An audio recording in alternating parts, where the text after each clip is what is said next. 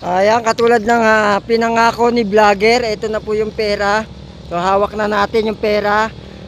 Maghanap na lang po tayo ng lugar kung saan natin to ilalaglag. So kayo na po bahala doon sa aking mga followers. Ito po yung pasalamat ni vlogger sa inyong matinding suporta sa akin. So pasalamat po to. Hindi po to kalakihan pero kahit pa paano makakabili to ng kape, no? So abang-abang po. Panoorin po yung video ko na to.